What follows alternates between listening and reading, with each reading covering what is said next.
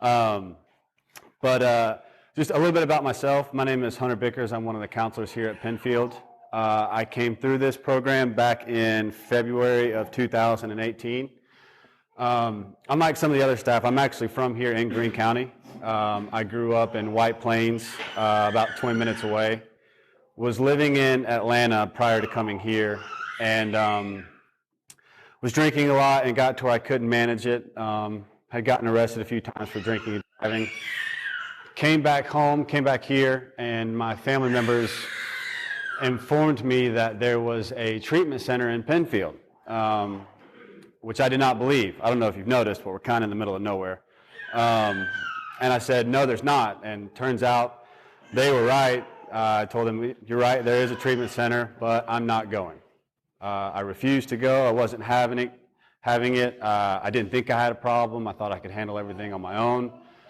Luckily, due to some ultimatums, I did come here, and then I was going to do my 6 weeks here, and then I was going right back to Atlanta. And now, coming up on 4 years later almost, they can't get rid of me. So what I tell guys is this place will do everything that you let it.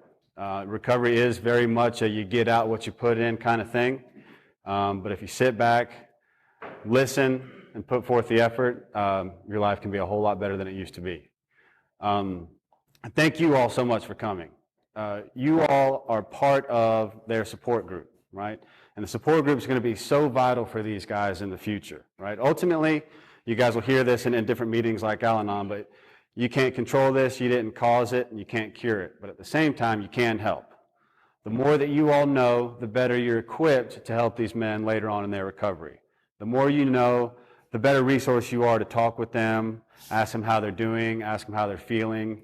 If you notice that maybe something's going on or maybe they're skipping out on things, you have that ability to speak with them and hopefully get somewhere and figure out what's going on. Because recovery, especially early on, can be a little bit difficult. There are a lot of highs and lows, and after a while that will stabilize, but the more help and the more love we have around us, the better we can navigate through that. So today, I'm going to speak about a number of aspects of addiction. So typically, addiction is seen as a biopsychosocial spiritual disease. And I'm going to hit all of those today. One question, too, that a lot of people will have is, what causes addiction?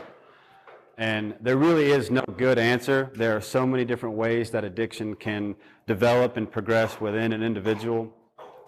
But I will hit a couple of the main themes that are found as far as causes of addiction. So first off, there can be a genetic presence. So there have been many studies done on the heritability of addiction. If family members have addiction, that can be passed down. There are also certain genes linked to the liver and how it processes certain enzymes and how that can develop into alcoholism or make it easier for one to become an alcoholic. There are also a number of psychological factors. There are a number of personality factors that tend to guide one into addiction. Personality factors like impulsivity, sensation-seeking, thrill-seeking. And obviously the big one that a lot of people hear about are trauma and abuse. There is a very heavy and well-documented link between trauma and substance abuse. Whether it be significant things happened as a child or as an adult. One thing that we do here is all the clients here take what's called the ACE test. ACE stands for Adverse Childhood Experiences. So the ACE test was developed a handful of years ago by the CDC and Kaiser Permanente, which is kind of weird. But they developed a test of 10 questions. They're all yes or no, and they all refer to 18 years old and younger. And there are about a number of different types of traumatic experiences. Abuse, both physical and sexual, divorce, family members with mental health issues, family members doing time in jail or prison. And what they found was that answering yes to a certain number of those questions can make one more susceptible to addiction. The magic number for that test is 4. If somebody answers yes to 4 or more of those questions, they are more susceptible to a number of negative health outcomes. Liver disease, heart disease, lung cancer, certain sexually transmitted diseases. There are certain mental disorders that are more prevalent with people that answer yes to 4 or more of those questions. So for example, with an ACE test score of 4 or more, so that's answering yes to 4 or more of those questions, A person's risk factor for lung disease goes up 390%. Their risk factors for hepatitis goes up 240%. Their risk factor for developing clinical depression goes up 460%, and their chances of attempting suicide go up 1,220%. So the big nugget that's taken from all that is what happens to us when we are young can actually affect us later on in life. And that's kind of the studied proof of that. And so one thing we work on here and one thing we teach here is, yes, maybe it did, but it doesn't have to keep affecting us later in life, right? We can look back in our past and point to certain things and say, yeah, that helped me get to where I am today, but that particular incident or that particular period of time does not have to keep affecting me later on in life. And so we work a lot with guys on working through that trauma, whether it be as a child or as an adult, working through that, processing through that, so we stop carrying it with us everywhere we go. We can leave it there behind us and continue moving forward. Also, as far as psychological ways addiction can progress and develop, certain mental health factors, things like clinical depression, generalized anxiety, post-traumatic stress disorder, which does go back to trauma. Different mental disorders can make one more susceptible to developing addiction because we like to use medicine. And if I feel very anxious and I notice that drinking reduces my anxiety, I'm going to keep doing it.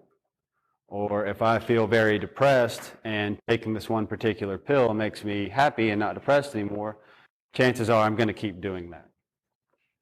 And then two more things that can help cause addiction, accessibility factors. If there is a lot of alcohol or drugs present in the home when one is growing up, they're more likely to develop addiction. And also peer groups. One thing I do say to these guys a lot is, show me who you're walking with and I'll show you your future. If we hang out with people that are engaging in risky behavior, using drugs or drinking heavily, chances are we're going to do those things as well. So our peer group, both in the past to help us get here, and our peer group moving forward in recovery are going to play a very large role in how we can do once we get out of Penfield, right? If we find healthy people and hang out with healthy people, chances are we're going to do healthy things. So we have to remember that and stick to that in recovery. Any questions so far? I do get to where I can kind of speak kind of fast, so please don't hesitate to slow me down.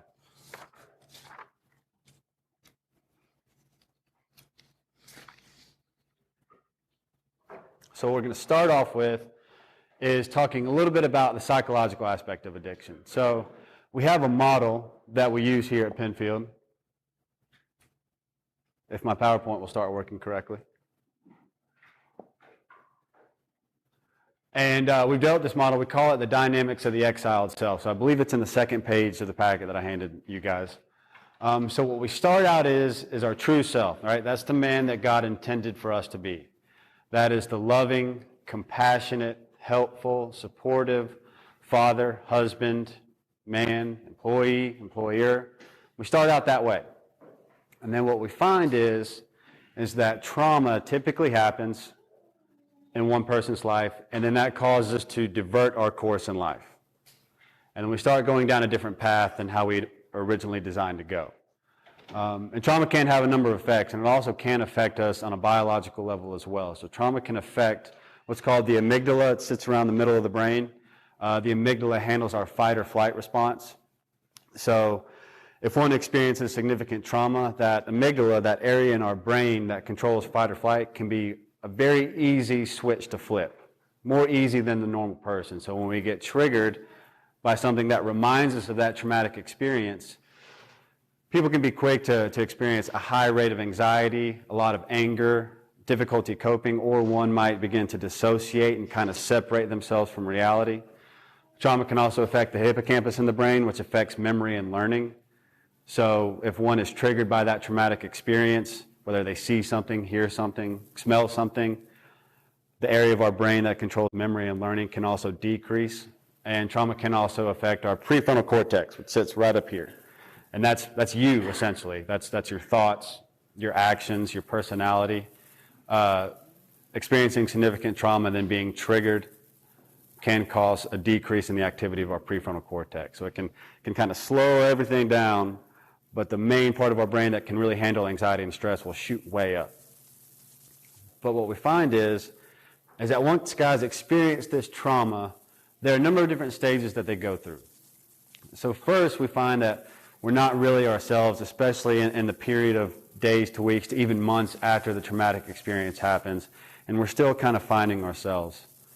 And I meant to say a minute ago that a good way to describe trauma is the brain's inability to cope. In the dictionary, you might find something like a real or perceived threat of injury or harm or death to a person or a loved one. And that's it. But essentially what's going on is your brain doesn't know how to handle the situation. It doesn't know what to do or how to react or what's really going on. And so what it will go down to is what we call the controlling stage. So a unique thing about the brain is the brain seeks what it does not have, and it tends to compensate. So when we're looking at a traumatic experience, the brain's complete inability to handle a situation, what it's going to do is go the other way and try to control everything.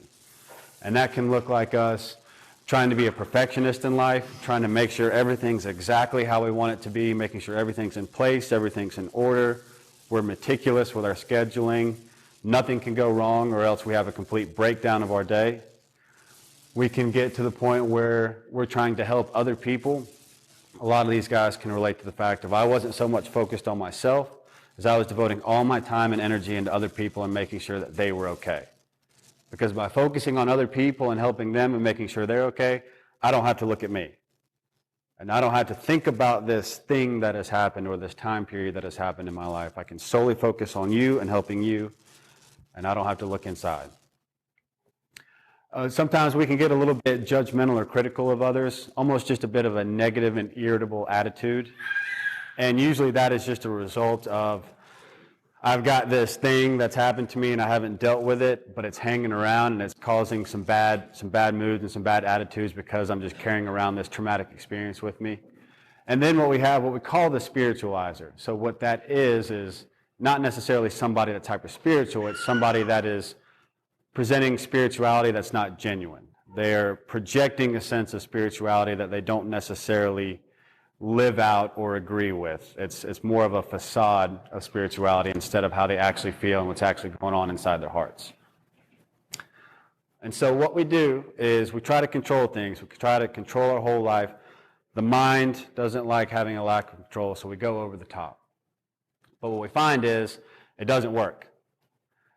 Whatever that experience might have been, that traumatic experience, is still hanging around and is still following us every single place that we go. So we go down to what we call the medicator stage. So eventually, and these guys can attest to this, we find something that works.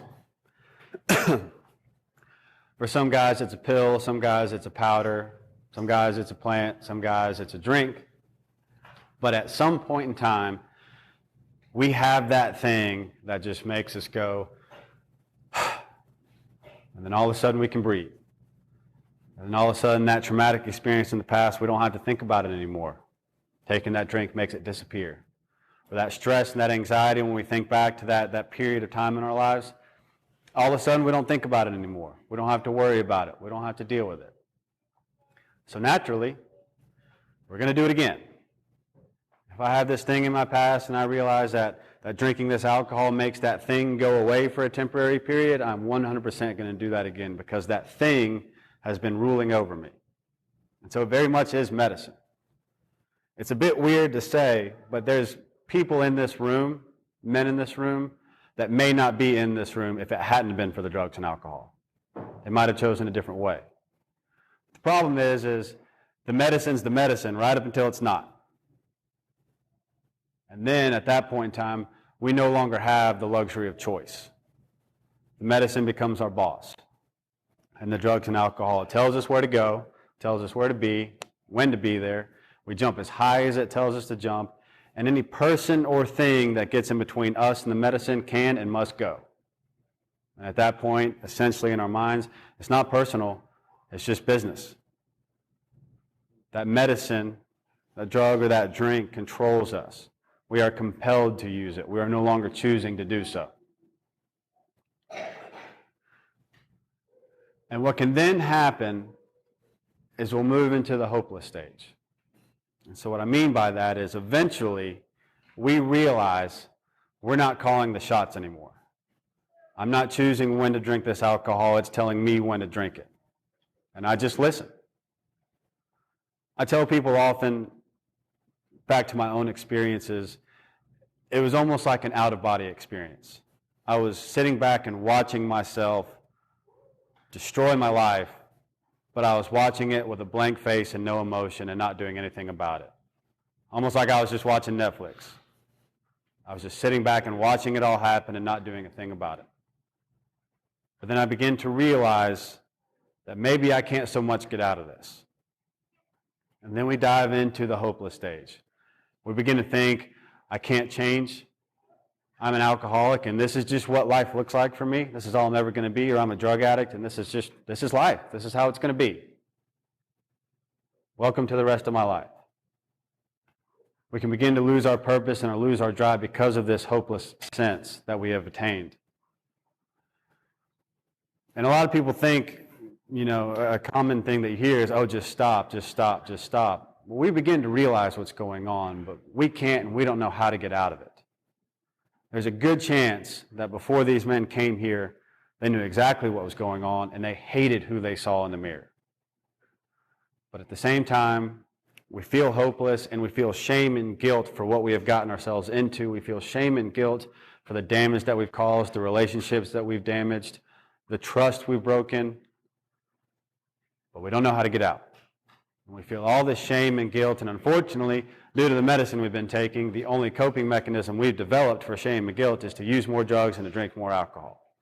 So we feel shame and we feel guilt. To deal with that shame and guilt, we drink and use drugs more. Then we feel more shame and we feel more guilt, and then we drink and we use drugs more, and we go around and around and around and around. And that's typically somewhere in that cycle or when guys come here. There's no other options. I don't know what to do. I don't know if I can stop. I don't know how to fix this. I've got to do something. I've got to go somewhere. And so one thing that we do with guys is we work on retracing those steps and getting them back to their true self, right? And it's a process, right?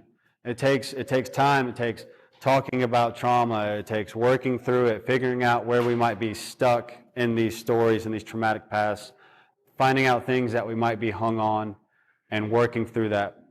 I mean, it can take some time, and these guys can tell you it's not a ton of fun. So we have to talk about things that we don't want to talk about, and a lot of us, when we use drugs and we drink, we're essentially hitting the pause button on all our feelings and all the situations in life. And when you come into a place like this, the play button gets hit, and it can be a lot. All of these memories, all of these relationships, the damage we've done, it can kind of hit us like a tidal wave, and it can be a lot to navigate through at first. But once the waters essentially settle, then we can start picking out the things we need to progress through, working through things, overcoming things, and like I mentioned, we can stop carrying everything with us and leave it behind us, right? I think these guys can agree, right?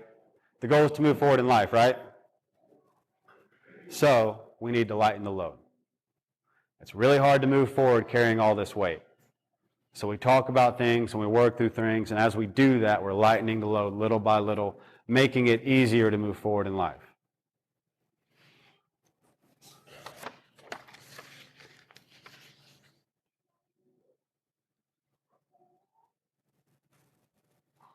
I'm also really bad at flipping through slides. I talked about everything, I'm just skipping.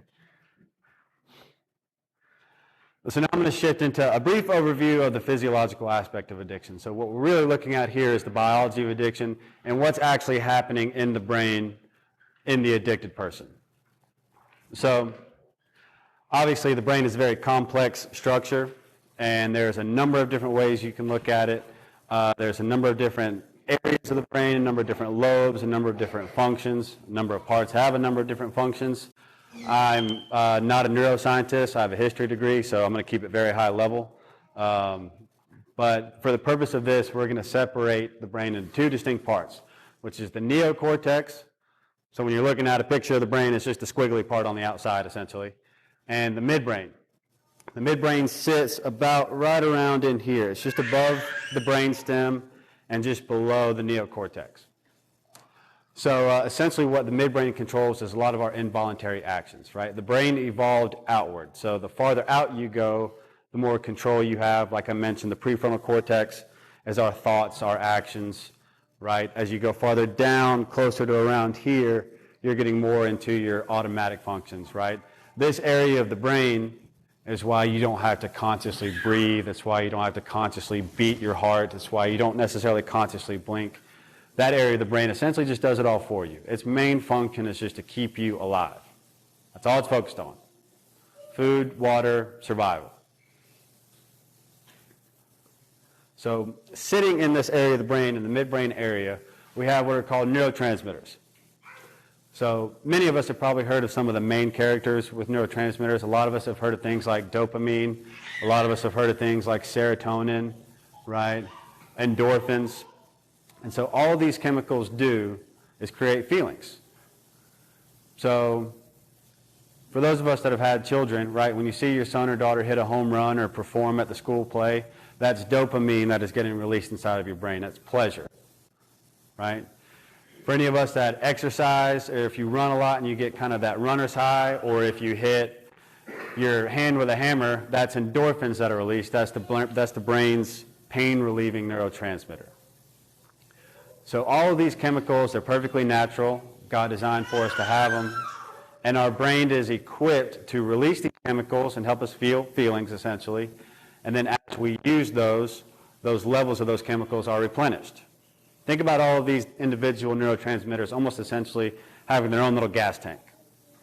And so when I experience something pleasurable, there's a little bit of dopamine that's released, and then my brain is naturally equipped to refill that level. The problem is that when you use drugs and when you use alcohol, you use way more of those chemicals than you're supposed to at a time. For example, hardcore stimulants like cocaine, methamphetamines, they use an exorbitant amount of dopamine when one uses them, way more than your normal pleasurable experiences. For somebody that drinks a lot, we are using a lot more serotonin than our brains are naturally equipped to use on a day-to-day basis. So what begins to happen is the brain essentially begins to have trouble keeping up with the production. We're depleting these gas tanks so low, and especially in addiction, we are depleting them so low and so often, our brain just struggles to keep up. And also at the same time, our midbrain, this area of our mind, or area of our brain rather, that is designed to keep us alive, is beginning to get accustomed to this new level of neurotransmitters we have consistently running through us. So for example, if I'm drinking a lot of alcohol consistently, my brain and my midbrain, the survival part, gets used to a higher level of serotonin being in my brain. It begins to establish that level as a new normal. Or if somebody uses a lot of stimulants, their brain in that midbrain area gets used to a high level of dopamine being present within the brain. Same thing with opiates and endorphins, and dopamine as well. And so it gets used to that. But our brain simply has struggles keeping up with the production. So for example, there are a number of men who suffer from alcoholism that find themselves depressed, clinically depressed.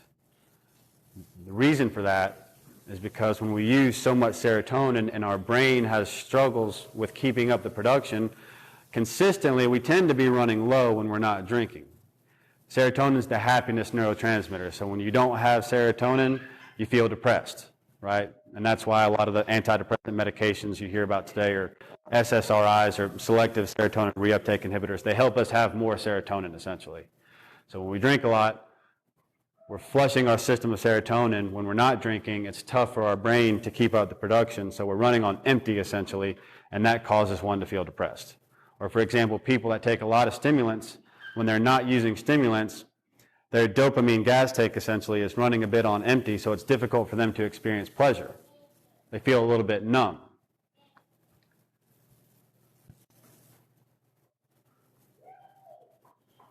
So, but again, back to what I was saying, the midbrain and the survival area of our brain has established a new normal. I'm used to this higher level of dopamine. I'm used to this higher level of serotonin. I'm used to this higher level of endorphins. And again, that area of the brain is designed to keep us alive. So a lot of these guys can attest to the statement of, I woke up this morning and I had no intention of drinking, but I drank. Or I woke up this morning and I had no intention of taking these pills, but I did. And that's where this midbrain structure comes in. It's used to this new normal of neurotransmitters. The midbrain is meant to keep us alive. And so when we dip below that level of neurotransmitters, our midbrain, the survival area of our brain, goes into survival mode, right? For us, I'm not taking that drink, or I'm not taking that pill, or whatever it might look like. But biologically, your midbrain thinks you might be dying. And so it has the unique ability to essentially take over at times and cause us to do things we didn't intend on doing. Because up here, in my decision-making area of the brain, I don't want to drink. But down here, I think I'm dying. I'm used to this level of serotonin, and I'm not getting it. Something must be going wrong. I have to do what it takes. And the midbrain knows. We can associate that drink with that higher level. We can associate that pill with that higher level. And so the midbrain can act without us really even wanting it to, without us even really thinking about it. So there's been plenty of times where people have said, I don't want to use anymore, and they were 100% telling the truth, but a different part of their brain had different plans. And while I get to control this part of my brain, I don't get to control this one. And so, especially in early recovery, guys can be operating at a lower level of these neurotransmitters. But keep in mind, too, they will replenish. With sustained abstinence, right, when we stay in recovery and we're doing everything that we're supposed to be doing, those levels that we've depleted over months to years, they will get back up to what a normal person's looks like. Sometimes it could take 6 to 12 months, maybe even a little bit longer, depending on how often or how much somebody used, depending on what they used as well, but they will replenish. But what can be so dangerous about all of this is the midbrain, survival area of our brain, it never forgets. There was, once upon a time I was a servant leader here, so I was kind of a volunteer / client, and a guy I was a servant leader with went home on a pass. He had been at Penfield for probably about 10 weeks or so. And he was doing great, had every intention of staying in recovery. He was awesome. He was a great guy. Went home, he was going through some old clothes, and he found 2 Xanax in his pocket. And he was a Xanax guy. And without thinking about it, he just took them. There was no stopping and thinking. There was no thought process. There was no, maybe I can get away with it. It was just like that. And that's a perfect example of how this particular area can take over and just do something without us being ready for it. And so that will really play into when we're looking at the environment that we put ourselves in post-Penfield, how crucial that's going to be. Because if I surround myself in a setting where I'm around alcohol, or I'm around drugs, or I'm around people I used to use with, or I'm going to places I used to drink at, this area of the brain might take over. Now, essentially, at the time, we can override it, right? I can use my better judgment, but it's going to take time to get good at doing that, is what I'm saying. It's going to take time for us to develop the skills and the stability to be able to resist those urges and those cravings. So essentially, that's what a craving is this area of the brain trying to get back to that level it was once used to. And so we can do it. But we need to set ourselves up for success and take away any type of opportunity for us to see something that triggers this area of the brain and makes it want to jump. Does that make sense?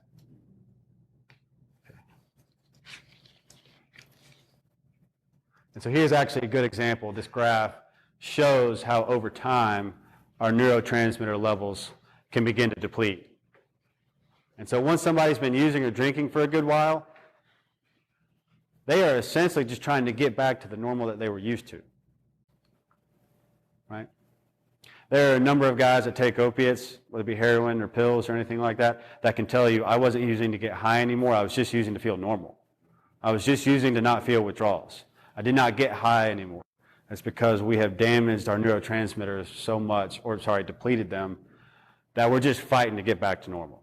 But they will replenish, it just takes time.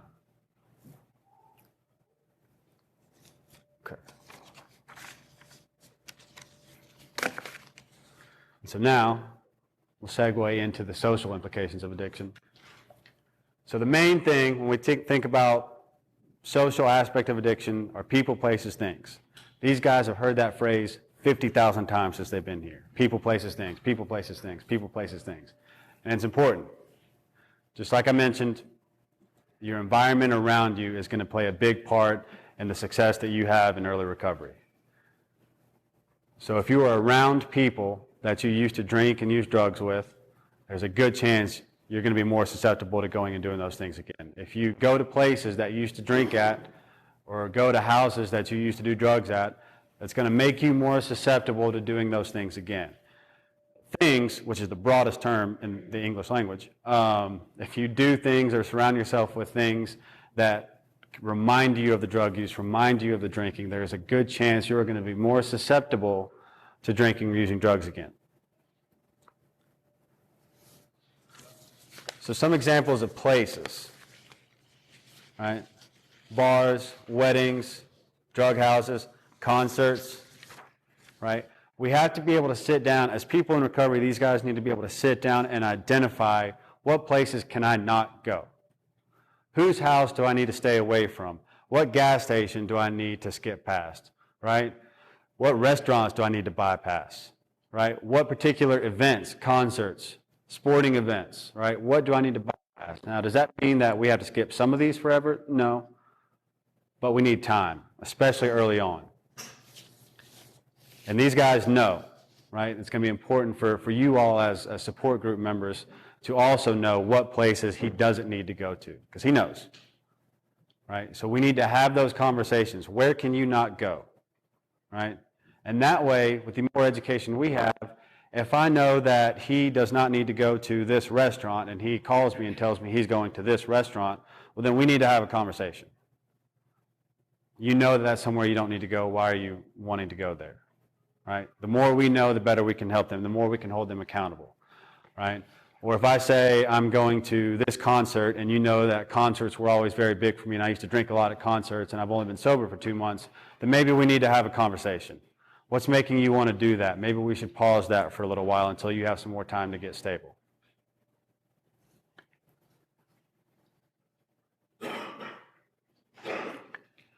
People, another big one. Like I mentioned earlier, show me who you're walking with and I'll show you your future.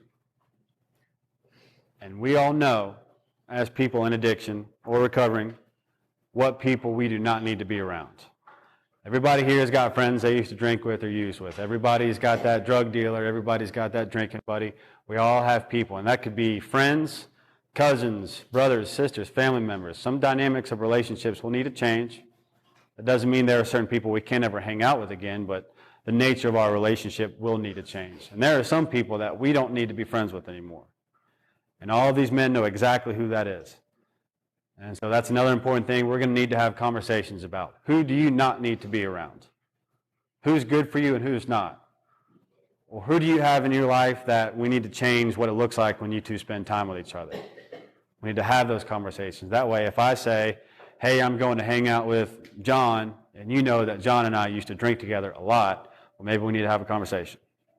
And we need to understand that some people in our lives aren't going to be in our lives in recovery. And that can be hard for some of these guys to cope with. But at the end of the day, if somebody's truly my friend and our relationship truly is strong, then that friend would be willing to change the dynamic of our relationship. Does that make sense?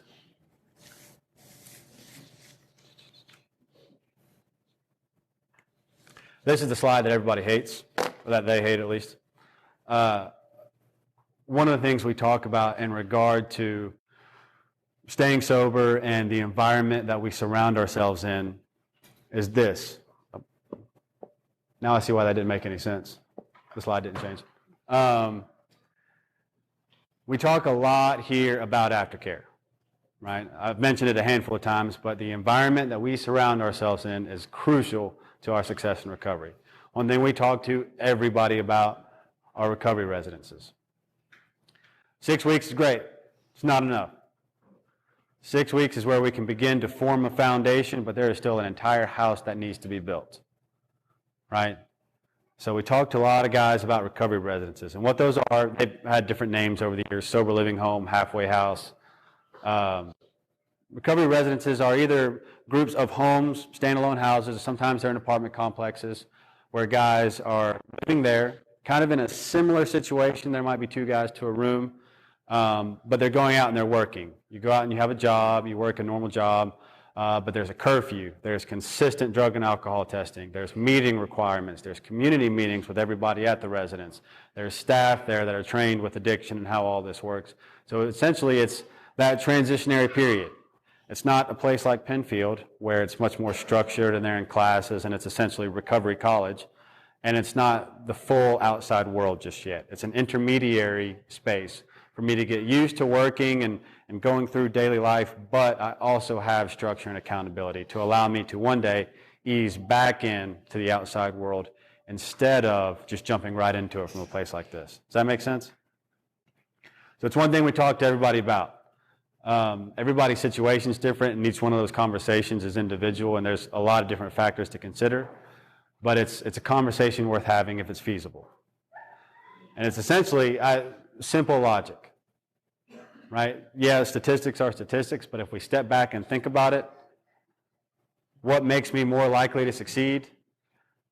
Going back home where there's going to be a lot of people, places, and things that I know I used to associate with drinking or using drugs, or going to a place where I have more structure and accountability, and I'm surrounded by people that are also doing the same thing. A lot of these guys will tell you one of the biggest aspects that makes this place so special is the community, these group of guys. Well, maybe we need to spend a little bit more time with another good group of guys. So something to think about. And to wrap it up, I'm going to talk about the spiritual aspect of addiction. So we cover spirituality a good bit here. The reasoning is we feel that is very vital in recovery. So if I look at recovery, an addiction, that alcohol or that drug took up a very large portion of my life. So if this is my life and my well-being, once upon a time, alcohol, probably even more than that, took up a very big part of it. And that level might change depending. But alcohol took a very big part of my life. It very much had a relationship with it. It was essentially a part of my family, right? Because I neglected everything so I could spend time with that. When you come to a place like this and you remove alcohol from the equation, I'm essentially walking around kind of empty. There's a void. And so what we work on here is replacing this void with Jesus. A relationship with Him, right? Addiction is a disease of isolation. Guys in here can isolate themselves in a room full of 1,000 people without any problem in the world, right?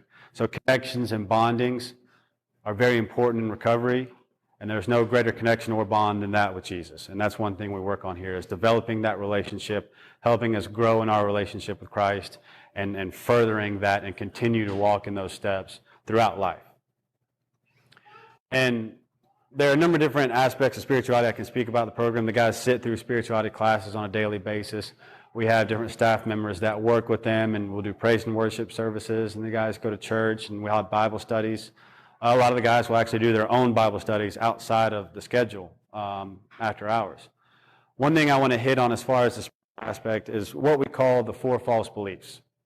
The guys here sit through a couple different classes on what are called the 4 false beliefs. They come from a book titled The Search for Significance, by a man named Robert McGee. And these guys get a pretty heavy dose of it. They have a whole week of classes surrounding these. But essentially what it is spiritually based cognitive behavioral therapy. So in that, we're mixing the spirituality with the clinical side of things. Cognitive behavioral therapy and also rational emotive behavioral therapy, they're all about finding negative thoughts or negative beliefs within our belief system, taking those negative beliefs out and inserting positive and healthy beliefs. And so we work with doing that. We just work with inserting positive spiritual beliefs from a spiritual perspective. But the 4 false beliefs that these guys learn about are called the performance trap, the approval addict, the blame game, and the shame game. And so just a quick overview, the performance trap, all these false beliefs are how we determine our self-worth, where we can find our worth from. And the performance trap essentially is I get my self-worth from my performance. So if I perform at a very high level, well then I feel really good about myself. But if I perform at a poor level, whether it be at my job or as a dad or as a husband, I begin to hate myself. And really what we're doing here is we're setting ourselves up for failure because we're humans. We're not going to perform 100% of the time. Nobody's batting 1,000 in life, right? So we're setting ourselves up for failure. We're setting ourselves up to have highs and lows where we love ourselves and we hate ourselves because our performance is consistently going to fluctuate. But one thing we work with guys on and what we talk with guys about is we ask them, does God love you and does God love you despite your performance? And what do you guys say? Yeah? God loves you despite your performance? Exactly. So who are you to put yourself above God and judge yourself on your performance when He doesn't? Right? And granted, that's not what we're consciously thinking. Right? When I get really upset and down on myself for a poor performance, I'm not consciously thinking, well, I'm going to put myself above God and judge myself more critically than He does. But in essence, that's what we're doing.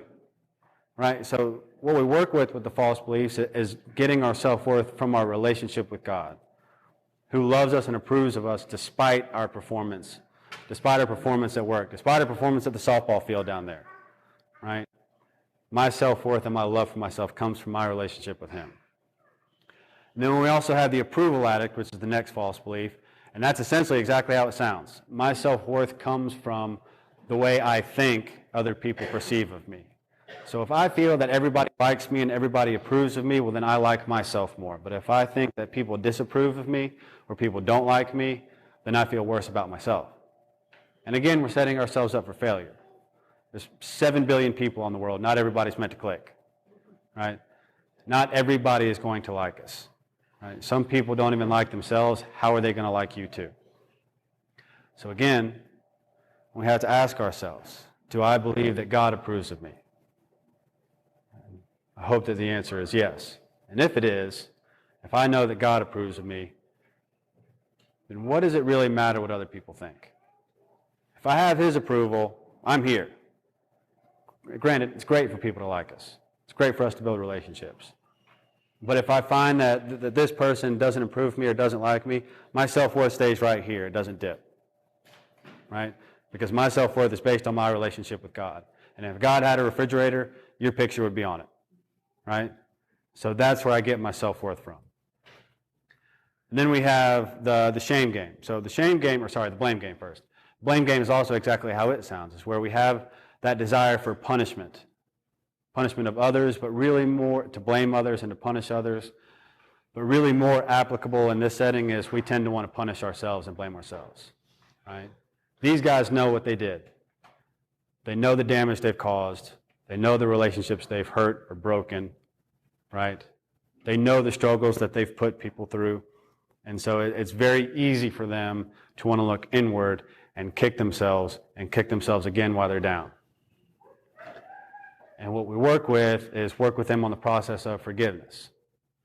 Because if I can understand that despite my past, that through conviction, repentance, and I understand that God forgives me, who am I to put myself above God and not forgive myself when He does? Because if our whole goal is to move forward, it's very difficult for me to move forward if my eyes are looking at everything I did in the past. It doesn't mean there's not consequences for our actions. But if I continue to beat myself up, I'm going to continue to cause depression and anxiety and stress. And a lot of these guys will tell you that depression, anxiety, and stress make it really easy for them to use and drink alcohol. So we have to work on moving past that. I tell people all the time when I refer to my life pre-Penfield as just a different life. That was just a past life. I don't live that life anymore. That's not me anymore. Did some things I don't love. But that's not who I am today. So I don't have to worry about that when I don't have to worry about doing those things again as long as I keep doing everything I need to do. As long as I keep doing the work to stay the person that I am. And that includes maintaining and working to strengthen my relationship with God. And then finally we have the shame game. So the shame game, more appropriately, would be named the give up game. But kind of what it sounds like is, I am what I am and I cannot change. And that ties back into the whole, I'm a drug addict and that's all I'm ever going to be. Or I'm an alcoholic and that's just all I'm ever going to be. This is just life now. But we have to understand that the greatest example in history that counters that is Jesus coming back and starting his life and doing everything else again. So what we have to understand is that at any point in time, we can start our life over, right? These guys have a unique opportunity to hit the reset button in life that most people don't get. Granted, none of them were probably thrilled to come here, but this is a time where they can hit the reset button and start forward and have everything changed, right? Addiction's unique in the fact that somebody can come on the other side of it better than they even were before they became addicted. It takes work, it takes effort, and it takes discipline.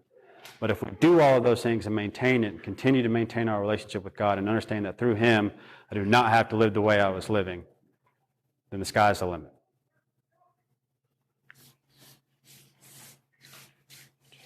Does anybody have any questions? Okay. So what we're going to do is we're going to take about a 20-minute break. Feel free to hang out, visit with your loved ones, and then if family members will come back into the dining hall with me, and some of the guys, if you wouldn't mind making us a quick circle before you go out, and then the guys will meet over there, and we'll have a little chat. We'll meet back here at 10:45. Sound good? Thank you.